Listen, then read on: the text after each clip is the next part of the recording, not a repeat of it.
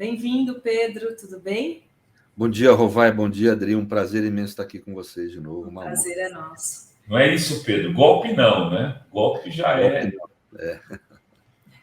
Mas olha só, a gente está falando dessa reportagem revelada hoje, que traz aí informação de que o Eduardo Bolsonaro é sócio de uma empresa nos Estados Unidos, no Texas, ficou esse ano enquanto o pai estava nos Estados Unidos, e chama a atenção que o sócio dele é um dos que são acusados aí de terem financiado os atos golpistas de 8 de janeiro. E outra informação que é trazida hoje é que o Eduardo Bolsonaro também fundou, no ano passado, uma empresa de cursos, e ele declarou na Justiça Eleitoral que ganhou 600 mil em 4 meses de negócio, e a reportagem foi até o endereço dessa empresa e diz que não tem nada referente, né, nada de Eduardo Cursos, mas que lá funciona a sede da Camisetas Opressoras, que é uma loja online de objetos com mensagens como canecas, adesivos com slogans golpistas, tipo o Brasil foi roubado, coisas desse tipo. Um deputado federal, Pedro, pode ter esse tipo de atividade de abrir empresa nos Estados Unidos, ter a empresa aberta no Brasil, inclusive com mensagens assim, golpistas? A mensagem golpista não, porque é uma prática ilegal, né? Contrária à Lei de Defesa da Democracia, que estabeleceu condutas típicas no Código Penal. Se elas evocam violência, são condutas que vão além do direito à livre expressão na política. Não pode evocar violência. Agora, o poder ter negócios, ele pode. Agora, obviamente, o problema maior é que os nossos órgãos de investigação têm grande contingente de profissionais que deixaram de ser profissionais do Estado e agem politicamente nessa linhagem ideológica de extrema-direita, né? São bolsonaristas. E essa gente protege essas pessoas. Mas se tiver seriedade aí nos nossos órgãos de investigação, vão investigar. A gente participa de 4 meses do negócio, lucra 600 mil, isso não existe. Né? Para vender curso, gente, pelo amor de Deus. Né? Entendeu? Então,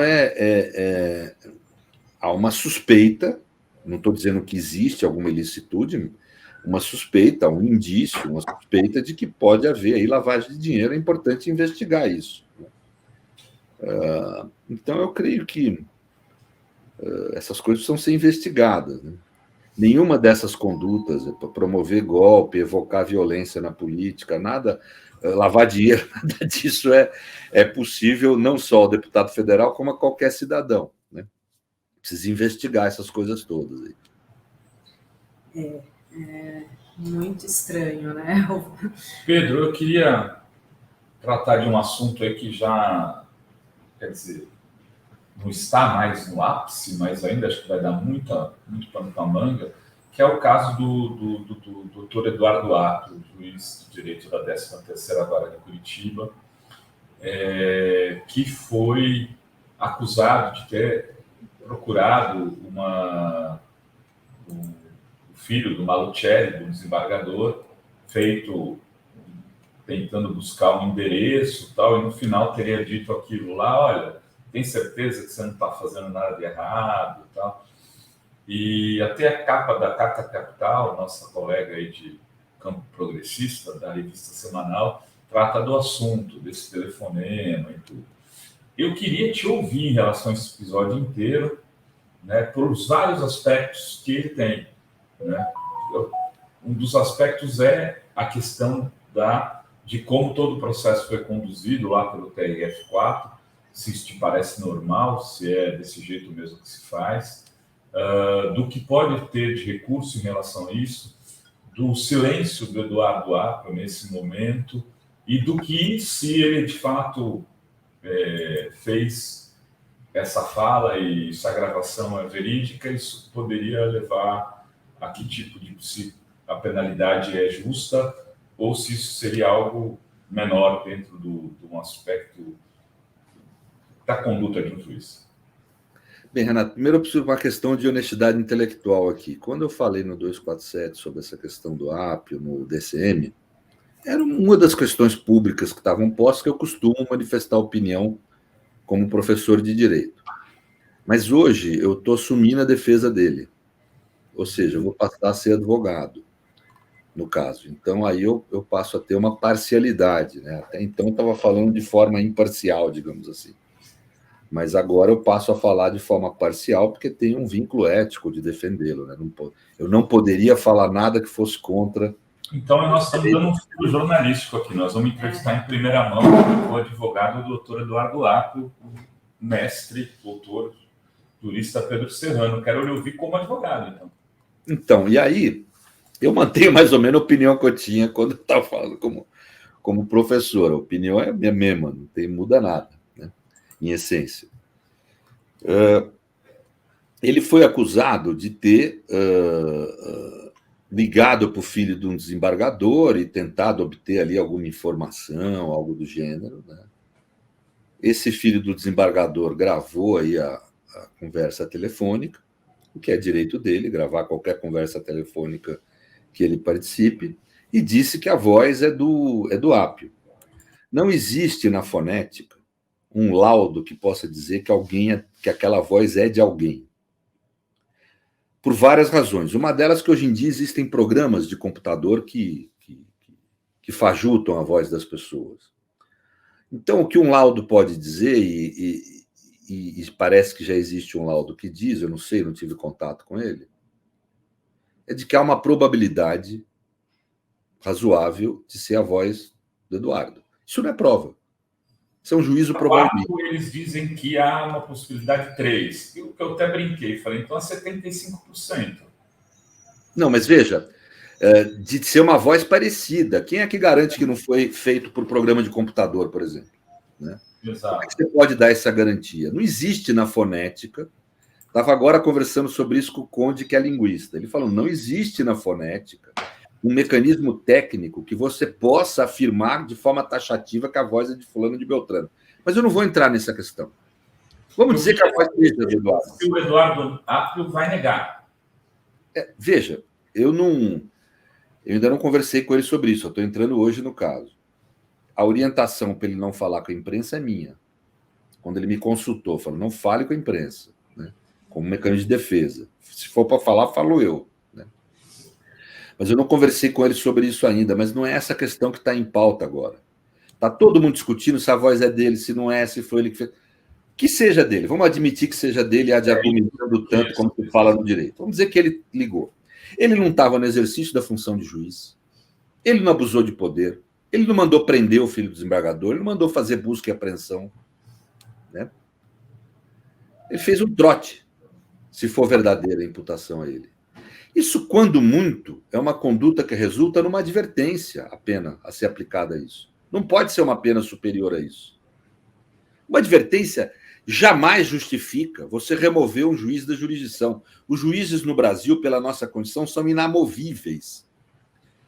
Agora, o pior, removeram ele do cargo num caso menor, sem dar direito de defesa a ele, sem ouvi-lo, num país cuja Constituição determina a inamovibilidade do juiz. Isso é muito grave. Não é um atentado contra o Apio, é um atentado contra os juízes, contra a magistratura do Brasil, contra a jurisdição, contra o exercício democrático da jurisdição. Ele não poderia ser retirado do cargo por esse tipo de conduta, mas em especial se não teve nem direito de defesa. Né? Um afastamento cautelar, liminar, isso é uma tragédia. Né? Agora você faz um trote no filho do desembargador, vai para a cadeia, é isso daqui a pouco estão dizendo, né? Quer dizer, o que é isso de ser filho do desembargador, ter essa prerrogativa toda? E segundo, vamos lá, o caso, o senador Moro assumiu publicamente que foi ele quem montou o caso. Ele quem colheu os fatos, ele quem... Gente, ele é um senador, ele não é nem delegado da Polícia Federal, nem juiz mais. Que poder é esse que ele tem no sistema de justiça do sul do país? Que tipo de presença é essa de um senador influenciando dessa forma julgamentos administrativos de um tribunal? Mas pior que isso. Num tribunal que ele era o juiz titular até outro dia. Mas eu quero falar mais, Renato, como eu falei aquele dia. O juiz Moro, quando exercia a função de juiz, no exercício da função de juiz, grampeou ilegalmente a presidente da República. E, em vez de destruir o áudio, divulgou ilicitamente o áudio ilegal da presidenta da República na época. Pediu desculpas por isso, assumindo que fez uma ilegalidade. Não sofreu nada. Nenhum tipo de investigação pelo TRF4. Pior do que isso. Ele grampeou os advogados da defesa de Lula. Uma das principais razões pelas quais o julgamento de Lula foi anulado pelo Supremo Tribunal Federal, que é algo incivilizado, absurdamente atentatório, não só ao devido processo legal, mas como aos direitos humanos, é uma relação civilizada mínima do Estado com o cidadão no âmbito penal. O que foi feito? Os advogados de Lula, corretamente, representaram o TRF4 ao tribunal para que ele fosse sancionado por isso. O que decidiu o TRF4? Veja que absurdo, Renato. Eu vou falar, é algo impressionante. O órgão especial do TRF4, o órgão mais poderoso, o órgão superior dentro do tribunal. O que ele decide? Por votação quase unânime. Quase unânime. Um desembargador só votou contra. Em vez de sancionar o juiz Moro, em vez de abrir uma investigação contra aquele imenso abuso que ele realizou no exercício da função de juiz, o que decide esse tribunal? Decide que o juiz Moro deveria ter poderes para agir contra a lei e contra a Constituição. Isso é expresso na adesão ao tribunal. Tem adesão aqui, se você quiser mostrar. Posso te mandar, né? Ele decide que o juiz Moro poderia agir como um agente do estado de exceção. Diz isso na decisão, Renato. Eu vou te mandar aí. Cita um julgamento que cita Jorge Agamben, autor do livro Estado de Exceção, uma das obras mais importantes sobre esse tipo de comportamento autoritário no mundo contemporâneo. Ou seja, estabeleceu uma juristocracia, um ditador do judiciário. Essa é a resposta do tribunal. Não é punir a ilegalidade cometida pelo juiz Moro, é dizer que ele pode cometer ilegalidades. Esse tribunal resolve abrir esse processo investigatório por um ato menor do juizado, se é que foi um ato dele, né? Afasta o juiz liminarmente, o que é absolutamente inusual no comportamento da jurisdição. Algo absolutamente excepcional. Nunca ouvi falar disso. Eu ouso dizer, tem toda a suspeita de que esse afastamento não se deu pela razão que se alega. Se deu sim pelo fato do juiz, ao receber denúncias de abusos e crimes cometidos durante a Operação Lava Jato, dele determinar que essas informações sejam investigadas. Essa gente não quer ser investigada. Qual que é o medo dessa gente de ser investigada? Isso ocorreu no caso Tacla Duran e em outros casos. Tacla Duran é o mais falado. Eu vou te mandar a cópia dessa decisão aí, Renato. Pode mandar aqui para a Adri, que ela já solta, Pedro. Eu coloco na tela. Enquanto você manda, a Adri vai ler um superchat, o pessoal está aqui indignado, a comunidade já participando, mandando... Veja, é a primeira vez que eu pesquiso estado de exceção, você sabe, há quase 20 anos. É a primeira vez que numa democracia ocidental, aliás, em qualquer lugar do mundo, eu nunca ouvi falar de um tribunal declarar a exceção dessa forma, em especial em relação a crime comum, que não tem nada de exceção. Corrupção é um crime comum, né? Um crime previsto no Código Penal comum, não tem nada de exceção. Aliás, estado de exceção era declarado classicamente, era para ser declarado pelo Poder Executivo em situações de guerra ou de ameaça ao Estado. Nunca de crimes comuns, eu nunca ouvi falar nisso. É um ato absurdo, sob o ponto de vista, um atentado imenso à democracia, é pior do que o 8 de janeiro. É um ato que é feito no exercício da função jurisdicional, no exercício da autoridade. É muito grave isso que está ocorrendo ali. Agora, isso em relação ao juiz Moro. Outorgaram a Moro poderes de exceção, poder dele descumprir a lei e a Constituição. Outorgaram a ele isso. Agora, em relação a Apio, um ato menor, afastam ele sem direito de defesa. Veja, é uma imensa disfunção Isso que está ocorrendo. Eu mando para você ou para a Adri aí, Renato? Pode mandar para a Adri. Não, e... Está aí a decisão inteira, e tem uma página só que eu cito esse trecho que eles fazem a citação de um julgado que traz uma citação do Agamben, vocês terem, ou seja, declara a exceção mesmo.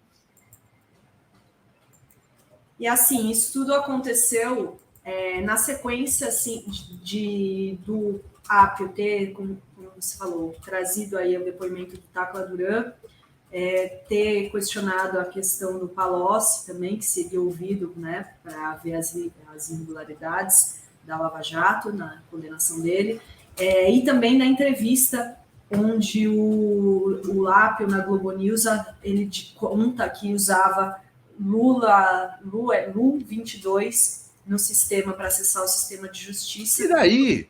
Não condenava, porque era... então, mas tudo isso... Vamos lá, vamos parar, não vamos parar nessas coisas. Nós temos que parar e olhar. Isso estão querendo construir um clima social muito semelhante ao que faziam na Lava Jato, que vai gerar muita injustiça, né? E daí? Ele divulgou o nome Lula? Não. Ele usou o nome Lula numa senha pessoal dele. Ele pode ser petista no íntimo dele? Pode. O cara não deixa de ser ser humano, de ter suas crenças. O que ele não pode fazer é usar da função de juiz para beneficiar uma ideologia como o Moro fez, tanto que depois foi ministro pelo principal opositor do candidato que ele tornou impedido, e depois foi candidato a senador da República, quer dizer, construiu o nome dele através da jurisdição, não é isso que a AP está fazendo. A AP determinou abrir investigações quando recebeu denúncias, não prendeu ninguém, não fez busca e apreensão, não tomou nenhuma medida forte, nenhuma medida, nada, zero, né? Então, ele usa a senha que ele quiser, isso não indica nada, né? Estão querendo dizer o quê? Que o juiz não pode ter crença política? Que o juiz não pode votar numa pessoa? O juiz não pode ser cidadão? Isso é absurdo. Ele não foi divulgar o nome de Lula publicamente, foram lá fuçar na intimidade dele para pegar essa senha. Isso não quer dizer nada. Isso não quer dizer nada. Afastaram um juiz sem direito de defesa por uma conduta menor. Isso é gravíssimo. Um juiz, e as razões, eu tenho todos os indícios para me trazer a suspeita de que as razões não são as alegadas. Estão com medo do que ele estava fazendo, dele estar determinando a apuração de crimes. Isso é dever do juiz. Ele não estava apurando, ele estava determinando a Polícia Federal, o Ministério Público que apurasse, né? E isso é dever do juiz ao ter contato com uma conduta criminosa. Por que querem esconder o caso Tecla Duran? Por que querem esconder o caso da contadora infiltrada pela Polícia Federal? Por que querem esconder os grampos nas celas? Por que quer esconder as leniências que desviou dinheiro público brasileiro em favor dos Estados Unidos da América? Pegou dinheiro público nosso e entregou para os americanos, né? Por coincidência, os mesmos americanos que acolheram agentes dessa investigação em cursos, em benefícios dados dos Estados Unidos, né? Por coincidência, o mesmo lugar, o mesmo país onde é sediada e onde nasceu a empresa que empregou o juiz Moro. E que tem essa empresa relações intensas com o DOJ e o Departamento de Estado norte-americano. O mesmo país que foi beneficiado por dinheiro que adveio dessas delações. Por que não quer se tornar isso público? Por que não quer se investigar isso? É essa a razão de terem afastado o juiz Appio. É que não querem investigar crimes cometidos durante a Operação Lava Jato. Querem preservar todas as pessoas. Deve ter gente aí envolvida que está agora usando da jurisdição para esconder seus próprios crimes. Deve haver, né? É algo razoável pensar isso pelo absurdo que foi essa decisão de afastar um juiz liminarmente, sem direito de defesa, por uma conduta menor. É óbvio que estavam com medo de ter um juiz cumpridor da Constituição na 13ª Vara, porque sabe que ali residem os crimes da Lava Jato. E sabe-se lá o que está se fazendo agora com dados, documentos, arquivados, etc. e tal. É algo muito grave. Os órgãos superiores da Justiça, CNJ, STF, não podem ficar inertes ante esse tipo de situação. Vamos, então, para a pergunta que vale mais R$10, que é essa. O que pode ser feito nesse sentido, Pedro Serrano? Porque o TRF4 não é absoluto, não é a última instância, não é verdade? E como isso pode ser feito? Rápido, porque me assusta o que você disse. Podem estar destruindo provas nesse momento. Porque eles pegaram o celular e o computador do juiz. E podem estar produzindo provas contra o Apio também. Veja, objetivamente, nós vamos tomar medidas junto ao CNJ e junto a todos os órgãos que possam... Vai depender da decisão desses órgãos. Obviamente, um tribunal é um tribunal envolvido na história. Não todo ele, mas uma boa parte dele. Essa gente tem muita influência. Eu não sei se vai se cumprir a Constituição ou se vai dar vazão à influência dessa gente. Tem que verificar qual que vai ser a decisão. Eu não posso dar garantia. Eu, como advogado, só posso ir lá e pedir. Eu não posso decidir. Né? É o que eu vou fazer. Né? Agora, acho que, de qualquer forma, independentemente da gente pedir ou não, o judiciário tem que tomar alguma medida, o CNJ tem que tomar medida. Que história é essa? Agora não vão apurar os crimes? Vai deixar por isso mesmo? Né? Então, eu acho que isso aí é muito grave. E não tem nenhum discurso moralista mais de corrupção. Não, ao contrário, estão querendo acobertar investigações. Né? Inclusive investigações que, por exemplo, pela denúncia que o Tacla fez, não sei se é verdadeiro ou não, mas pela denúncia que ele fez, é denúncia de corrupção, de extorsão.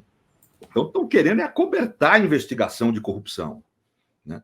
Isso é grave. Isso é muito grave.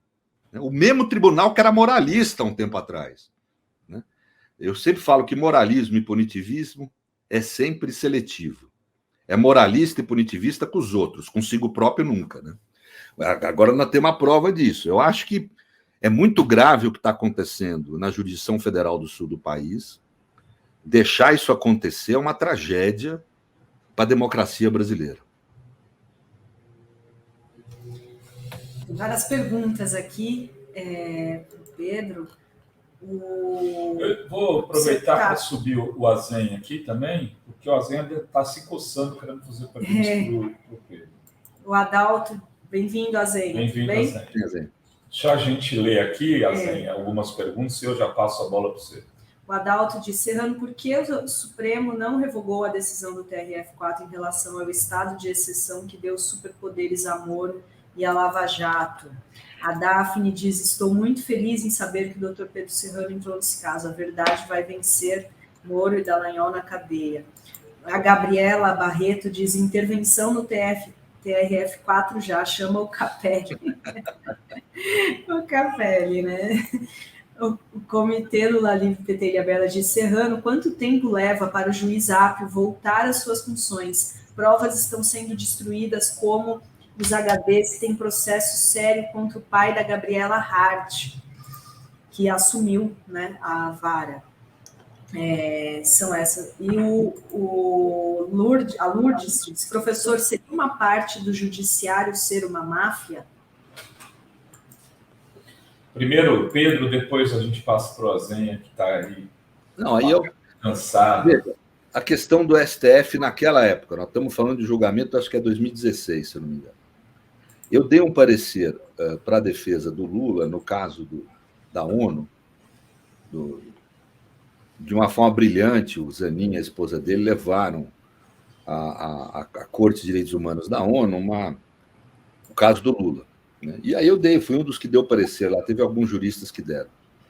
E exatamente eu alegava no parecer que não era só Moro que agia de forma parcial e como fonte de exceção em relação a Lula. Era o sistema de justiça brasileiro que funcionou de uma forma péssima naquele período, inclusive o Supremo Tribunal Federal. Né? Inclusive o Supremo Tribunal Federal. Tanto que deixaram passar uma decisão dessa, que era um motivo para abrir uma investigação contra o tribunal. Imagina um tribunal, você está aí, a Adri está com cópia de decisão, que declara que o juiz pode agir como fonte de exceção, pode contrariar a lei, pode ser um ditador judicial. É isso que está dizendo. Né?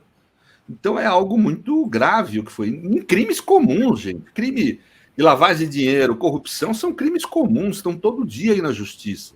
Né? Tem nenhum sentido falar que é, inclusive, excepcionalidade nesse tipo de conduta. Fez parte do clima da época. Né?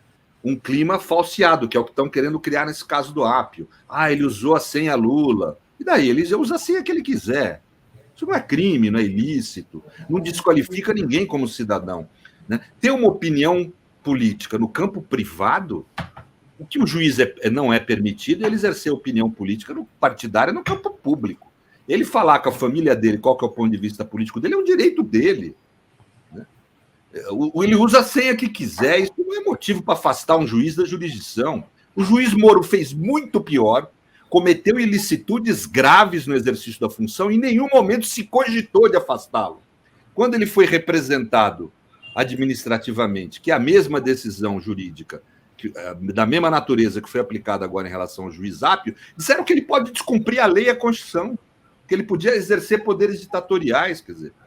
Então vejam que o comportamento do tribunal muda de acordo com o freguês.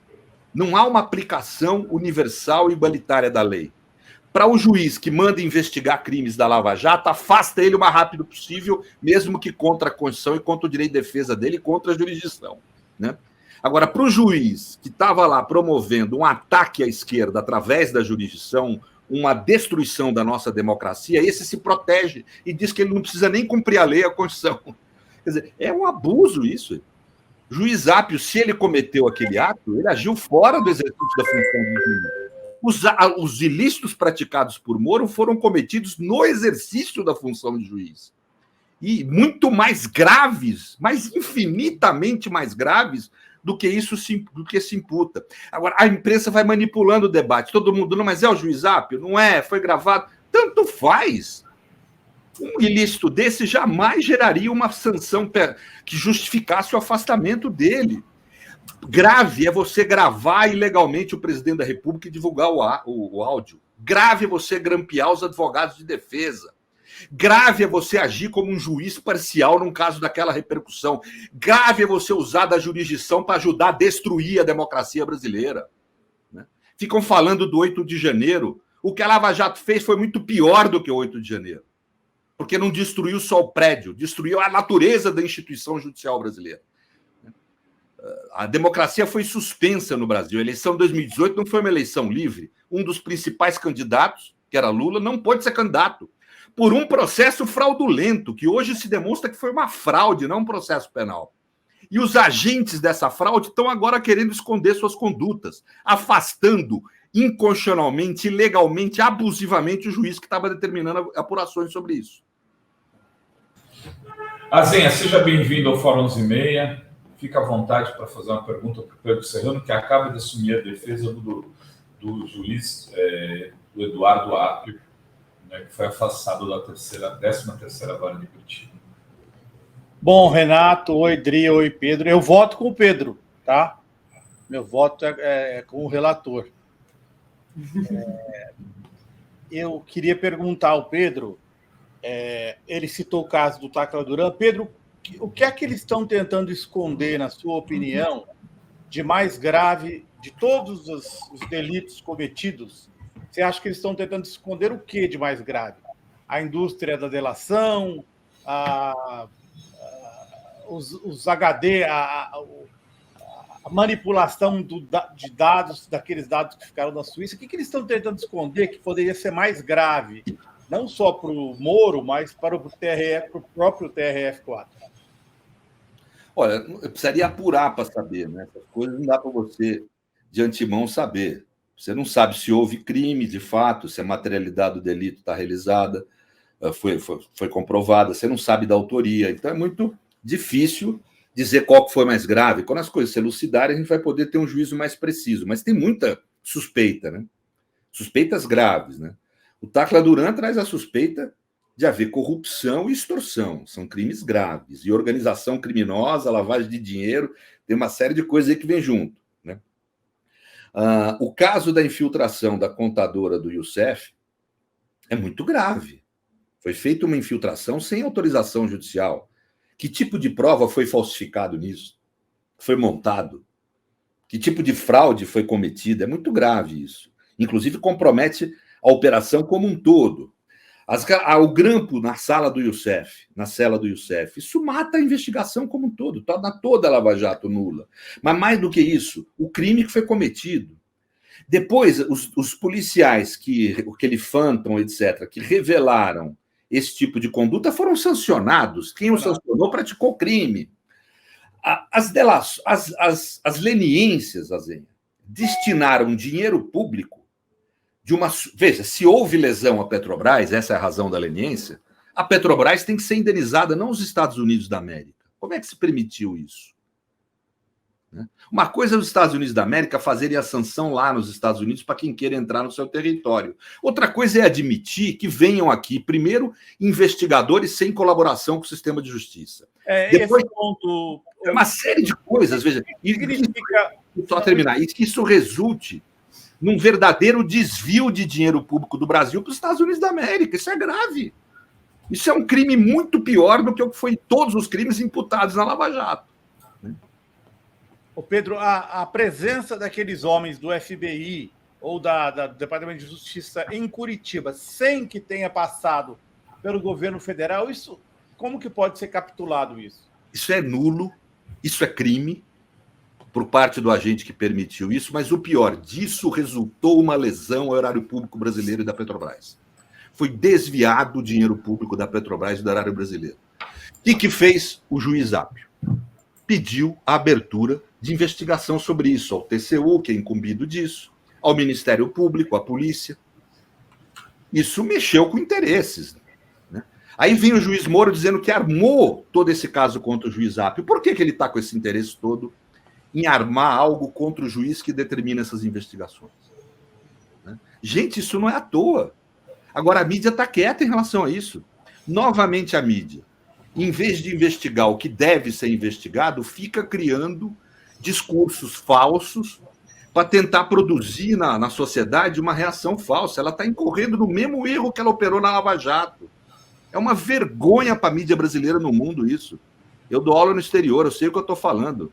Participei do debate no exterior sobre a Lava Jato. É uma vergonha para a mídia brasileira isso. Né? Quem investigou na mídia de forma mais profunda essas relações, Azenha, entre o judiciário e os órgãos de investigação brasileiros e os interesses do DOJ norte-americano e do Departamento de Estado, foi o Le Monde, um jornal francês. Ninguém aqui investigou. Quem descobriu aquela operação feita na Embaixada norte-americana aqui no Brasil, né?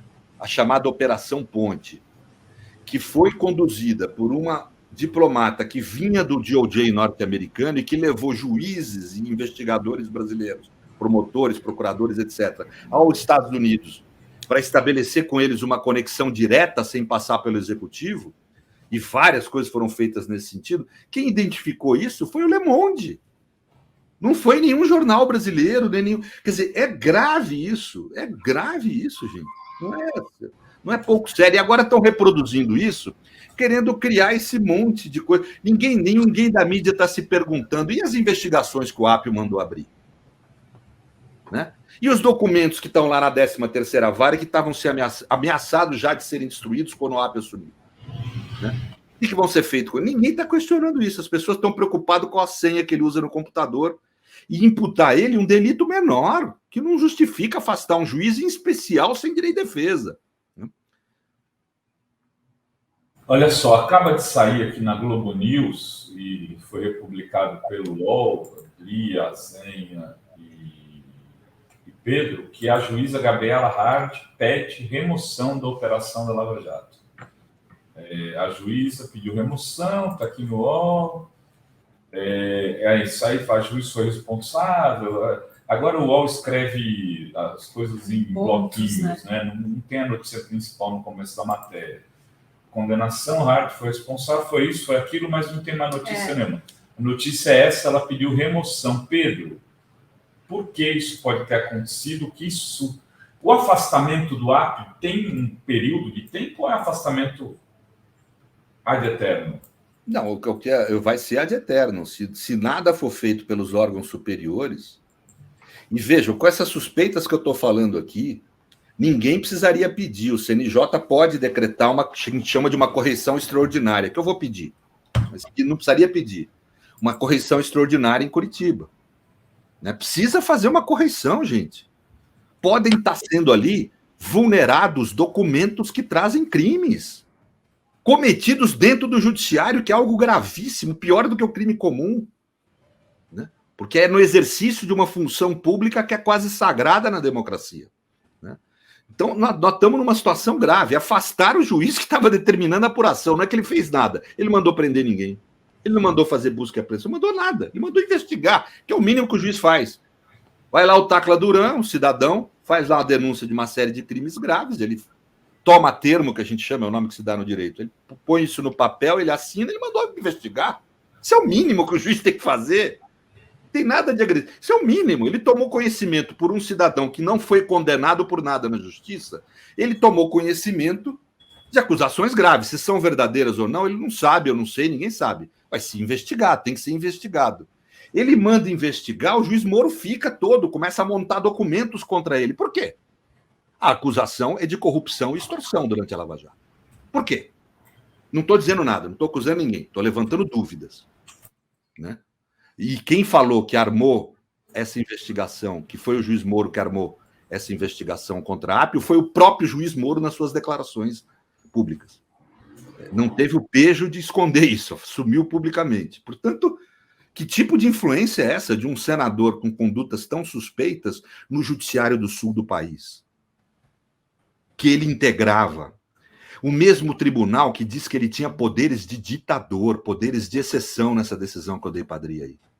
Né? Que ele não precisava obedecer à lei em casos de direito penal. Ele estava dispensado pelo tribunal de cumprir a lei, a Constituição, a Declaração dos Direitos Humanos. Acabou dando nisso que nós vimos.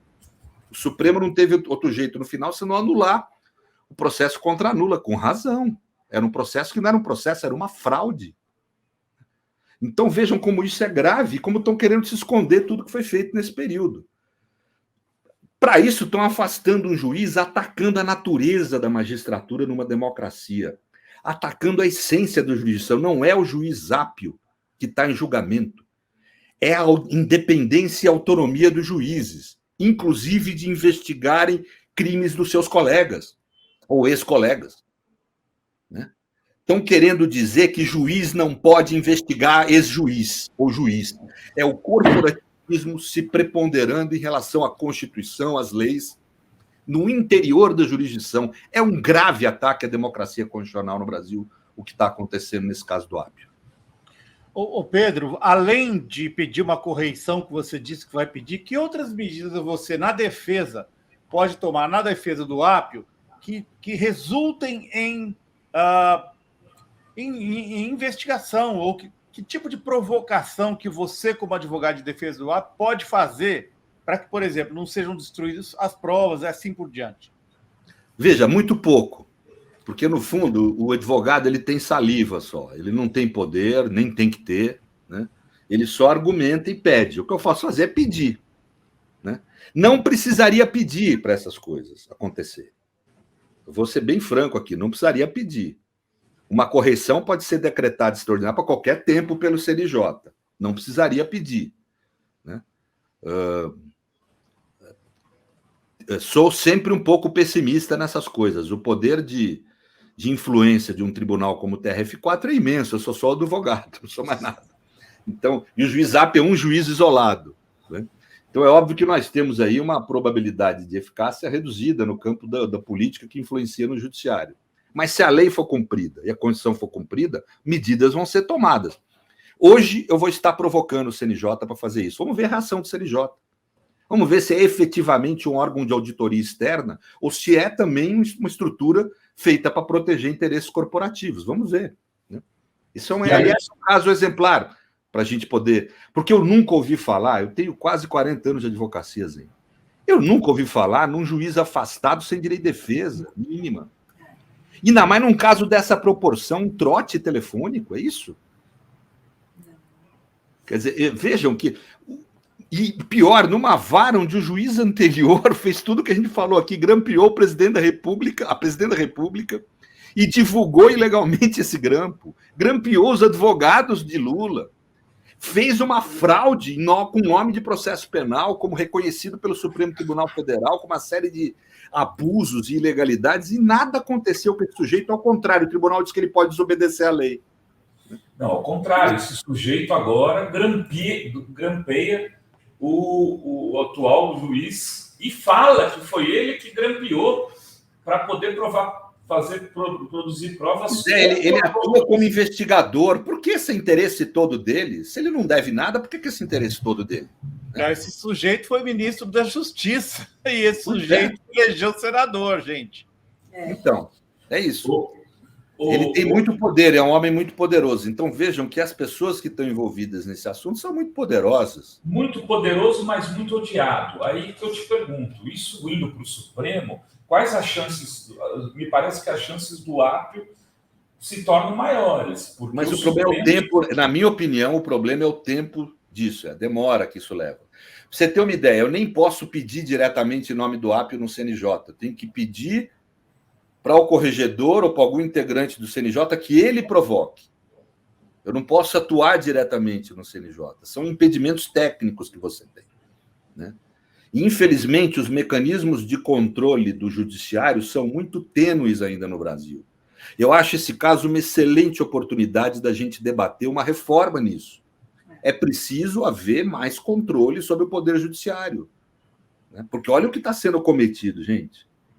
Um tribunal que decidiu que o juiz pode ir contra a lei e contra a Constituição, portanto, contra a democracia, e decidiu isso expressamente num texto. Está aí o texto. Alguém tem dúvida, leia. Né? Então, é algo que é de estarrecer. Isso não acontece nada. Fica por isso mesmo. Nós temos que ter mecanismos mais severos de controle da jurisdição. Essa que é a realidade. Um advogado nessas situações pode muito pouco. É ruim que possa muito pouco. Devia poder mais, devia poder diretamente atuar, etc. Tal. Não pode. Tem que ficar sendo por algum agente público, representando a um agente público, para pedindo a um agente público para que ele atue. Não existe isso. É evidente que é um mecanismo falho de funcionamento do controle. Olha só, vou liberar o Pedro, mas antes vou ler aqui as últimas mensagens. O Carlos Alberto Veloso Lopes diz que TRF4 agiu sem conivência de Brasília, que tem gente envolvida. É ingenuidade, não? Lava Jato não é só em Curitiba e TRF4 não. O Carlos também diz, estão tentando esconder tudo de errado, mas que estão mais ricos com a Lava Jato, não se pode negar. É ouvir o metal com força. A Tânia Yasmin diz, achei a gravação da ligação muito suspeita, mas se a Apple não fez a ligação, por que não entrega o celular para a perícia para provar que não ligou? Já pegaram o celular dele, né, Pedro? Já pegaram o celular, tudo dele, computador, celular, tudo.